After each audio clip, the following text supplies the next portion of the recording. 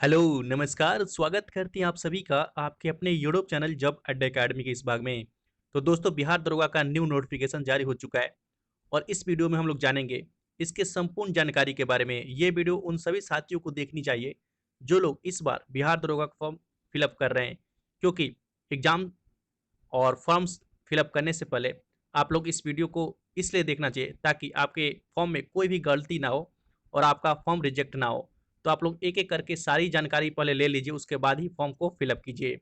तो चलिए इस वीडियो को स्टार्ट करते हैं। वीडियो थोड़ी सी लंबी हो सकती है, तो प्लीज़ आप लोग पेशेंस रखिएगा और वीडियो को लास्ट तक देखिएगा ताकि आपका कोई भी फॉर्म में गलती ना हो सके और आप लोग आराम से इस एग्जाम को दे सके और अपना एक सीट पक्का कर सके। तो आप लोग पूरा वीडियो देखिए, नहीं तो आप यहाँ से स्किप कर सकते हैं अगर आप सीरियस कैंडिडेट नहीं है तो चलिए इस वीडियो को स्टार्ट करते हैं। तो देख लीजिए, विज्ञापन संख्या जो है वो 3/2020 है और इसका जो डेट है, ऑनलाइन डेट, वो 16/8/2020 रविवार से स्टार्ट हो जाएगा और 24/9/2020 तक इसका ऑनलाइन डेट चलेगा। तो इसके बीच आपको फॉर्म फिलअप कर लेना है। और पदों की जो संख्या है वो टोटल आपका 2300 प्लस पद है, 1998 और 215, यानी 2300 प्लस पोस्ट है आपके। सॉरी दोस्तों, जो टोटल पद है वो 2213 पद होते हैं टोटल, तो प्लस 2200 प्लस पोस्ट है आपके। उसके बाद हम लोग देख लेते हैं, इसमें हम लोग देख लेते हैं कि सबसे पहले जो परीक्षा होगी वो कौन कौन सी परीक्षा होगी। तो लिखित परीक्षा होगी, दो परीक्षाएं होगी, प्री और मेंस। तो प्री को हम लोग देख लेते हैं। तो यहाँ पर आप लोग देख सकते हैं आयोग द्वारा प्री परीक्षा ली जाएगी और प्री में आपके 100 प्रश्न पूछे जाएंगे और टोटल 200 मार्क्स के होंगे, यानी एक प्रश्न पर 2 मार्क्स आपको मिलेंगे और इसमें 30% कम मार्क्स लाने वाले अभ्यर्थी डिस्क्वालीफाई घोषित कर दिए जाएंगे। आगे हम लोग बात करेंगे क्या एजुकेशन क्वालिफिकेशन है, कितना एज कट ऑफ डेट रखा गया है, कौन लोग इस फॉर्म को फिलअप कर सकते हैं, कितने एज तक फिलअप कर सकते हैं, महिलाओं को एज में और हाइट में क्या बदलाव हुआ है, ईबीसी के हाइट में क्या बदलाव हुआ है, सभी को हम लोग एक एक करके देखेंगे। आप लोग पेशेंस रखिए। तो यहाँ पर देख सकते हैं कि पीटी में जो अभ्यर्थी है वो रिक्तियों के 20 गुना अभ्यर्थी सफल होंगे और उसके बाद उनको जो चयन होगा वो मुख्य परीक्षा के लिए चयन किया जाएगा 20 गुना अभ्यर्थियों का। उसके बाद आपका मुख्य परीक्षा होगा। मुख्य परीक्षा में दो पेपर होते हैं, एक हिंदी का पेपर होता है और एक समान अध्ययन का पेपर होता है। तो हिंदी में आपके 100 प्रश्न होते हैं, जो टोटल प्रश्न की संख्या होती है वो 100 होती है और 200 अंक इसमें दिए जाते हैं, यानी प्रत्येक प्रश्न के लिए आपको 1 अंक दिए जाएंगे। आप देख सकते हैं यहाँ पर सभी लिखा हुआ है। और उसके बाद 30% अंक लाना अनिवार्य है हिंदी में। अगर आप 30% से कम मार्क्स लाते हैं तो आपका जो मेंस का दूसरा पेपर है जो सामान्य ज्ञान का, वो काउंट नहीं होगा। तो आपका अनिवार्य विषय हिंदी है, तो हिंदी में कम से कम आपका 30% मार्क्स लाना ही होगा। उसके बाद द्वितीय जो प्रश्न है उसमें आपको यहाँ पर देख सकते हैं, द्वितीय जो आपका जो है उसमें समान अध्ययन का होगा और इसमें देख सकते हैं समान विज्ञान, नागरिक शास्त्र, भारतीय इतिहास, भारतीय गणित, भारतीय भूगोल और गणित, मानसिक योग्यता यानी रीजनिंग संबंधित प्रश्न पूछे जाएंगे। जो प्रश्नों की संख्या होगी वो 100 होगी और 200 मार्क्स के ये भी प्रश्न होंगे। 200 मार्क्स आपको मिलेंगे, यानी एक प्रश्न पर आपको 2 नंबर मिलेंगे। यहाँ पर देख सकते हैं आपके लिए काफ़ी ये अनिवार्य रूप से है। दोनों चरण की परीक्षा में प्रत्येक गलत उत्तर के लिए 0.2 अंक काट लिए जाएंगे। यानी कहने का मतलब है कि आपके अगर एक प्रश्न गलत होते हैं तो 0.2 मार्क्स काट लिए जाएंगे, यानी कि आपके अगर 20 प्रश्न गलत होते हैं तब आपके एक जो सही प्रश्न का है वो कटेगा। यानी कहने का मतलब कि 10 प्रश्न गलत होते हैं आपके तो एक नंबर कटेगा। इसको आप लोग ध्यान रखिएगा। और माइनस मार्किंग बहुत कम है, तो आप लोग उसको पूरा करके ही आना है।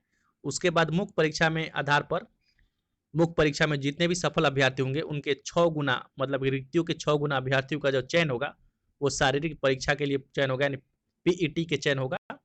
उसके बाद हम लोग देखते हैं मेधा सूची के बारे में बताया गया कि उसके बाद आपका मेधा सूची तैयार किया जाएगा। उसके बाद हम लोग अगला देख लेते हैं जो शैक्षणिक योग्यता है। यहाँ पर देख लीजिए सबसे इंपॉर्टेंट बात है, आपकी एजुकेशन क्वालिफिकेशन जो है वो कट ऑफ डेट रखा गया 1/8/2020, यानी इससे पूर्व किसी भी मान्यता प्राप्त विश्वविद्यालय साधारण स्नातक परीक्षा या राज्य स्तर पर मान्यता उसके समक्ष किसी भी परीक्षा में उत्तीर्ण होना चाहिए, यानी 1/8/2020 से आप किसी भी ग्रेजुएशन की डिग्री धारक होनी चाहिए, और इसके बाद आप करते हैं तो आप ये फॉर्म फिलअप नहीं कर सकते। तो इस बात का आप लोग ध्यान रखिएगा। अभ्यर्थियों की जो उम्र सीमा है, यहाँ पर देख सकते हैं कि 1 जनवरी 2020 से काउंट होगी, यानी 1 जनवरी से आपका जो है एज काउंट होगा। इससे यहाँ पर देख सकते हैं कि उसके बाद यूआर का जो उम्र सीमा है, न्यूनतम उम्र सीमा, वो 20 वर्ष रखा गया, यानी कि आपका 19 वर्ष और आपका एक दिन भी कम होता है 20 वर्ष में, तो आप इस फॉर्म को फिलअप नहीं कर सकते हैं। तो 20 वर्ष न्यूनतम उम्र होनी चाहिए और अधिकतम उम्र 37 वर्ष होनी चाहिए। पिछड़ा वर्ग और अत्यंत पिछड़ा वर्ग के पुरुषों के लिए जो उम्र सीमा है वो 20 वर्ष और अधिकतम 40 वर्ष रखा गया है, और अनारक्षित समान कोटि पिछड़ा वर्ग और अत्यंत पिछड़ा वर्ग की महिलाओं के लिए न्यूनतम 20 वर्ष और अधिकतम 40 वर्ष रखा गया है। आगे हम लोग देख लेते हैं अनुसूचित जाति अनुसूचित जनजाति पुरुष और महिलाओं दोनों के लिए न्यूनतम उम्र 20 और अधिकतम 42 वर्ष रखा गया है। आगे हम लोग देख लेते हैं आर्थिक रूप से कमजोर वर्ग के लिए आयु सीमा में वही छूट होगी जो क्रमशः समान वर्ग के लिए महिलाओं और पुरुषों को मिलता है। तो आपका आयु सीमा में ईडब्ल्यूएस को कोई छूट नहीं मिलने वाला है। बदलाव हुआ है ऊंचाई में, यानी हाइट में।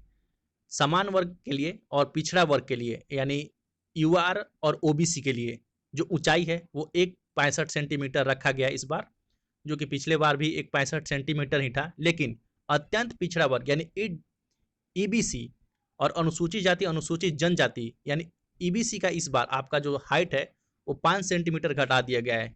पिछली बार 1.65 था, इस बार 1.60 सेंटीमीटर किया गया है। तो उन सभी युवाओं के लिए काफ़ी ये सुनहरा मौका है, जो लोग पढ़ाई में काफ़ी अच्छे हैं और थोड़े से हाइट के कारण इस फॉर्म को फिलअप नहीं कर पा रहे थे, तो वो लोग इस फॉर्म को फिलअप कर सकते हैं। अत्यंत पिछड़ा वर्ग के जो अभ्यर्थी हैं वो 1.60 इस बार हाइट का है, मतलब कि किया गया है। वहीं महिलाओं की देख लेते हैं, तो महिलाओं की जो हाइट है वो अब 1.55 सेंटीमीटर किया गया है, यानी कि इसमें भी बदलाव किया गया है। सभी महिलाओं का जो जितनी भी कैटेगरी की महिलाएं हैं इस बार उनको भी रिलैक्सेशन दिया गया है। वो 1.55 सेंटीमीटर उनकी हाइट रखी गई है, और आपका जो वजन होना चाहिए महिलाओं का वो 48 किलोग्राम होना चाहिए। इससे कम अगर होता है तो आप डिस्क्वालीफाई कर दी जाएंगी। अगला जो है वो सीना है, वहाँ देख सकते हैं, ये कोई ज़रूरी नहीं है, सबका होता है, आप लोग इसको पढ़ सकते हैं, बताने पर काफ़ी वीडियो लंबी होगी। दौड़ की बात कर लेते हैं, तो दौड़ पुरुषों के लिए 6 मिनट 30 सेकंड में आपको 1 मील की दौड़ पूरी करनी है, यानी 1600 मीटर, और महिलाओं के लिए जो दौड़ है वो 1 किलोमीटर की दौड़ 6 मिनट में पूरी करनी है। ऊंची कूद आपकी 4 फीट है पुरुषों के लिए, और महिलाओं के लिए 3 फीट है। लंबी कूद 12 फीट है और महिलाओं के लिए 9 फीट है। गोला फेंक जो है वो 16 पाउंड का गोला फेंकना है आपको, 16 पाउंड का गोला न्यूनतम 16 फीट फेंकना है, और महिलाओं के लिए 12 फीट का जो 12 पाउंड का गोला है वो न्यूनतम 10 फीट फेंकना है। यहाँ पर देख सकते हैं कैटेगरी वाइज कितनी सीटें हैं। अनुसूचित जाति में 330, अनुसूचित जनजाति में 17, अत्यंत पिछड़ा वर्ग में 387, पिछड़ा वर्ग में 280, आर्थिक रूप से कमजोर यानी ईडब्ल्यूएस के लिए 199, और पिछड़ा वर्ग की महिलाओं के लिए 58, और अनारक्षित यानी यूआर के लिए 724। टोटल 1998 है। आयु सीमा है वो 57 वर्ष से अधिक नहीं होनी चाहिए, यानी इनके अंदर आप लोग रहते हैं तो आप लोग फॉर्म फिलअप कर सकते हैं। उसके बाद हम लोग देख लेते हैं आगे क्या है। जो परिचारी का पोस्ट है उसमें आप लोग देख लेते हैं शारीरिक क्षमता क्या है। ऊंची कूद 4 फीट 6 इंच करना है, और लंबी कूद 15 फीट, और गोला फेंक 16 पाउंड का गोला 20 फीट तक फेंकना है, यानी इसका जो स्टैंडर्ड रखा गया है पीईटी, और महिलाओं के लिए 3 फीट, ऊंची कूद लंबी कूद 9 फीट, और 12 पाउंड का गोला आपको 10 फीट फेंकना है। आगे देख लेते हैं, इसमें आप लोग देख सकते हैं इसमें कितना कितना सीट रखा गया है कैटेगरी वाइज। अब हम लोग देख लेते हैं कि इसमें फीस कितना रखा गया है, तो आप लोग इसको ध्यान से सुनिएगा। अत्यंत पिछड़ा वर्ग आगे हम लोग देख लेते हैं कि फोटो कैसा आपका लगेगा, फोटो और सिग्नेचर, उसमें आप लोग ध्यान से सुनिएगा क्योंकि काफ़ी इंपॉर्टेंट पार्ट है। उसी के कारण आपका फॉर्म जो है वो रिजेक्ट होता है हर बार, वही कारण है कि फॉर्म रिजेक्ट होता है फोटो और सिग्नेचर के कारण, तो उसको आप लोग ध्यान से सुनिएगा, उसके लिए आप वेट कीजिए। अत्यंत पिछड़ा आर्थिक रूप से कमजोर और अनारक्षित जो श्रेणी के लोग आते हैं उनको 700 रुपया, और अनुसूचित जाति अनुसूचित जनजाति के लोगों के लिए 400 रुपया फीस रखा गया है, और ऑनलाइन इसका फॉर्म भरना है। और इसमें वेबसाइट यहाँ पर दिया गया, इस वेबसाइट पर आपका 16 तारीख से आपका लिंक एक्टिवेट हो जाएगा। आप लोग देख सकते हैं कि उसके लिए पंजीकरण के लिए आपको एक मोबाइल नंबर जरूरी है और ईमेल आईडी भी जरूरी है। तो आपका ये दोनों अनिवार्य रूप से होना चाहिए। उसके बाद आप लोग देख सकते हैं आवेदक का नाम मैट्रिक के अनुसार होना चाहिए, मैट्रिक 10वां के सर्टिफिकेट के अनुसार होना चाहिए। उसके बाद राष्ट्रीयता इंडियन होना चाहिए, मोबाइल नंबर वैध होना चाहिए यानी चालू होना चाहिए। कैटेगरी अपना डालेंगे, उस कैटेगरी का सर्टिफिकेट आपको अनिवार्य रूप से रखना है, क्योंकि जब आपका सब कुछ हो जाएगा, अगर आपका कैटेगरी में आपका मान लीजिए आपका कोई कैटेगरी और है और आप लोग किसी और कैटेगरी में फॉर्म फिलअप करते हैं और उस कैटेगरी में छूट के कारण आपका रिजल्ट होता है, तो अगर वहाँ आप लोग का सब कुछ हो जाएगा तो आपको उस सर्टिफिकेट को मांगा जाएगा कि आप लोग इस कैटेगरी में है तो इसका कैटेगरी का सर्टिफिकेट दीजिए। अगर वहाँ नहीं दे पाते हैं तो आपको वहाँ से डिस्क्वालीफाई कर दिया जाएगा। तो कैटेगरी को आप लोग ध्यान से भरिएगा, क्योंकि बहुत सारे लोगों के साथ पिछली वैकेंसी में ऐसा हुआ था, वो गलती से भर दिए थे और वहाँ जब मांगा गया उनसे तो उनके पास नहीं था, तो वो डिस्क्वालीफाई कर दिए गए थे। सब कुछ निकालने के बाद, पीटी मेंस दौड़ निकालने के बाद सब कुछ हो गया था, फिर भी उनको डिस्क्वालीफाई कर दिया गया क्योंकि वो लोग गलत कैटेगरी चूज कर दिए थे। यहाँ पर देख लीजिए, ये जब मैंने पहले ही आपको बता चुका हूँ, 700, EWS 700, EBC BC 700, STSC 400। ये देख लीजिए, आपके लिए काफ़ी इंपॉर्टेंट है। रद्दीकरण प्रक्रिया जो है वहाँ देख लीजिए, ये यहाँ पर देख सकते हैं आप। यदि आपके गलत विवरण के साथ पंजीकरण और भुगतान किया है तो आप अपने विवरण को एडिट नहीं कर सकते हैं। समझ सकते हैं इसको आप लोग ध्यान से। इसके लिए हमारे पास रद्दीकरण प्रावधान है। आवेदन पंजीकरण को रद्द किया जा सकता है, वह फिर से पंजीकरण, मतलब कि आपको अगर कुछ गलत हो जाता है तो आप आवेदन को रद्द कर सकते हैं और आवेदन रद्द करने के साथ आप लोग फिर से नया पंजीकरण कर सकते हैं, लेकिन आपकी जो शुल्क है जो 700 कटेगी वो आपको नहीं लौटाया जाएगा। आप लोग देख सकते हैं इसमें दिया गया है और किस प्रकार से भरना है ये भी दिया गया है, किस प्रकार से कैंसिल करना है कैंसिल के बारे में दिया गया है। फॉर्म फिलअप करते वक्त आपको ध्यान देना है कि आपका जो भी फॉर्म फिलअप करना है तो आपके 10वां के मैट्रिक के सर्टिफिकेट के अनुसार ही आपको फिलअप करना है, तो उसी के अनुसार आपको फिलअप करना है। और आगे हम लोग देख लेते हैं। सबसे इम्पोर्टेंट है फोटो। तो देख लीजिए, आपका जो फोटो होना चाहिए और सिग्नेचर होना चाहिए वो जेपीजी या पीएनजी फॉर्मेट में होना चाहिए। और ध्यान से सुनिए, आप लोग जब भी सिग्नेचर करें आप लोग ब्लैक पेन से ही सिग्नेचर करें।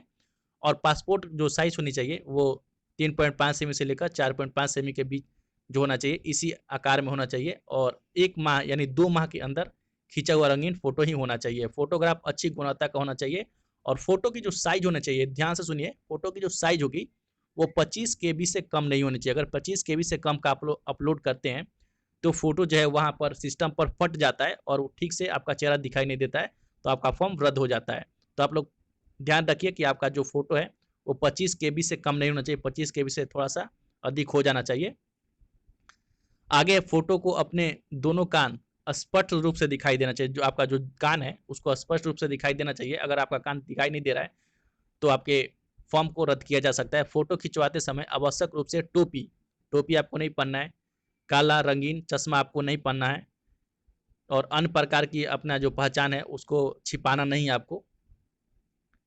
और सुनिश्चित कर ले कि आपका फोटो अपलोड किया गया, अन्यथा आपको आवेदन पत्र रद्द किया जाएगा। यहाँ पर देख सकते हैं बीपीएसएससी की किसी प्रकार की परिणामों के लिए उत्तरदायी नहीं होगा। यानी फोटो में आपको एकदम ध्यान से आपका फोटो आपका करना है। यहीं देख लेते हैं सिग्नेचर के बारे में। अपने हस्ताक्षर की एक स्कैन प्रति हिंदी और इंग्लिश दोनों में आपको पेन ड्राइव में या कंप्यूटर की हार्ड ड्राइव में रखें।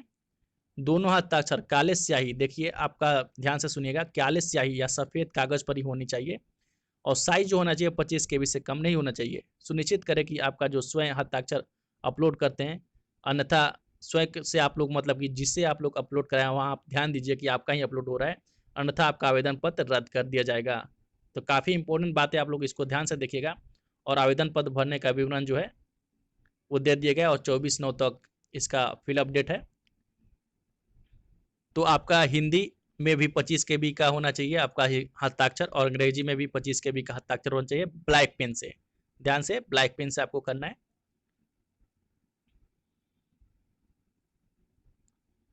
और फॉर्म फिलअप करने के बाद आपको प्रिंट आउट उसका निकाल लेना है और प्रिंट आउट निकाल के आपको रख लेना है, क्योंकि लास्ट में वही आपसे मांगा जाता है। और एक बात और, एक अभ्यर्थी एक बार ही फॉर्म फिलअप करे, अगर 2 बार फॉर्म फिलअप करते हैं तो दोनों फॉर्म आपका रिजेक्ट कर दिया जाएगा। और कोई भी फर्जी पता, कोई भी फर्जी नाम से आप फॉर्म फिलअप ना करें, इस बात की आप निश्चित रूप से ध्यान रखें। और जो कट ऑफ डेट रखा गया वो 1/1/2020 यहाँ पर देख सकते हैं, 2020 रखा गया है। और आयु सीमा में जो छूट होती है आप लोग समझ सकते हैं उसको कितना छूट मिलता है, 3 वर्ष और 5 वर्ष मिलता है छूट। उसके बाद पूरे नोटिफिकेशन को मैंने आपको एक एक करके बता दिया। अगर आपको ये वीडियो पसंद आया हो तो प्लीज़ वीडियो को लाइक करिए, क्योंकि इसमें काफ़ी ज़्यादा मेहनत लगती है, काफ़ी ज़्यादा टाइम लगता है। और जितने भी सारे दोस्त हैं आपके, उस सभी में वीडियो को शेयर कीजिए। जो भी आपको पूछना है आप लोग कमेंट बॉक्स में अपना कमेंट जरूर रखें। और एक विशेष सूचना है उन सभी साथियों के लिए जो लोग पढ़ाई में काफ़ी सीरियस हैं और चाहते हैं कि इस बार इस वैकेंसी में अपना वो सीट पक्का कर सकते हैं, इस वैकेंसी में वो इसको जाने ना दें। तो आप लोग अगर नोट्स परचेज करना चाहते हैं, इडोटेरिया, आप लोग इडोटेरिया का नाम सुने होंगे, जिसके फाउंडर परवीन सर हैं। अगर उनका नोट्स आप परचेज करना चाहते हो तो लिंक उसके डिस्क्रिप्शन बॉक्स में, वहाँ से जाकर उसको चेकआउट कर सकते हो। उस वीडियो में देख सकते हैं कि आपको नोट्स कैसे परचेज करना है, तो उसको आप परचेज कर सकते हैं। तो इस वीडियो को आप लोग ज़्यादा से ज़्यादा शेयर कीजिए, चैनल को सब्सक्राइब कीजिए और जितना हो सके इसको लाइक कीजिए। तो मिलते हैं नेक्स्ट वीडियो में, तब तक के लिए जय हिंद, जय भारत। आपका दिन शुभ हो और ज़रूर कमेंट करें कि वीडियो आपको कैसा लगा।